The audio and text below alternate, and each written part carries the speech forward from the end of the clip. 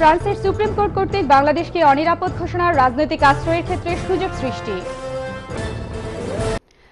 ফ্রান্সের supreme court বাংলাদেশকে নিরাপদ রাষ্ট্রের তালিকা থেকে প্রত্যাহার করেছে। এর ফলে এখন থেকে ফ্রান্সে বাংলাদেশিরা রাজনৈতিক আশ্রয়ের ক্ষেত্রে আগের মতো সব ধরনের সুযোগ সুবিধা পাবে বলে জানা গেছে। বিস্তারিত থাকছে আমাদের ফ্রান্স প্রতিনিধি এম এ হাশেমের রিপোর্টে। ফ্রান্সের শরণার্থী ও রাষ্ট্রহীন নাগরিক বিষয়ক দপ্তর অফেরা গত 6 ডিসেম্বর 2011 বাংলাদেশকে সেফ কান্ট্রি ঘোষণা দিয়ে গেজেট প্রকাশ করে। ফ্রান্সে আশ্রয় বন্ধের ঘোষণার পর সহস্রাধিক বাংলাদেশি ফ্রান্স সরকারের সিদ্ধান্তের প্রতিবাদে প্যারিসের রাজপথে আন্দোলনে নামে। নিরাপদ দেশ ঘোষণাকালীন সময়ে যারা ফ্রান্সে থাকার জন্য আবেদন করেছিলেন তাদের আবেদন দ্রুততম সময়ের মধ্যে নিষ্পত্তি করে দেশ ত্যাগের নির্দেশ দেয় ফ্রান্স সরকার, এবং নতুন সেই নিয়মের আওতায় আপিল করার সুযোগ ছিল না। ফ্রান্সে নতুন নিয়মের যে ল করেছে সেই লয়ের মধ্যে আমি পড়ি, এবং আমার সেই আবেদনটা 21 দিনের মধ্যেই ফ্রান্স সরকার বাতিল করে দেয়।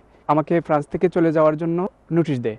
হঠাৎ একদিন পুলিশ মেট্রো থেকে ধরে নিয়ে যায়। সেখানে জেলে আমি 8 দিন থাকি। 8 দিন থাকার পর উকিলের মাধ্যমে আমি বের হয়ে আসি। সরকারের এমন কঠিন সিদ্ধান্তের পর ফ্রান্সের আইনজীবী অ্যাসোসিয়েশনের করা একটি রিটের পরিপ্রেক্ষিতে সম্প্রতি রায়ে ফ্রান্সের সুপ্রিম কোর্ট বাংলাদেশকে নিরাপদ রাষ্ট্রের তালিকা থেকে বাদ দেওয়ার নির্দেশ দিয়েছে।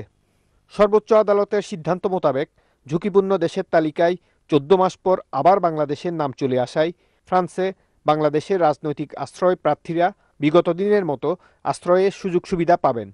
ফ্রান্সের বার অ্যাসোসিয়েশনের প্রেসিডেন্ট এবং সিনিয়র আইনজীবী জিল পিকুয়া এ বিষয়ে চ্যানেল আইকে তার প্রতিক্রিয়ায় বলেন, When we as a lawyers association we discovered this decision, we immediately decided to go to the court and we make a writ, and the report is that we are right and that it is impossible to consider that Bangladesh is a safe country because of the political violence, because of the lack of rule of law.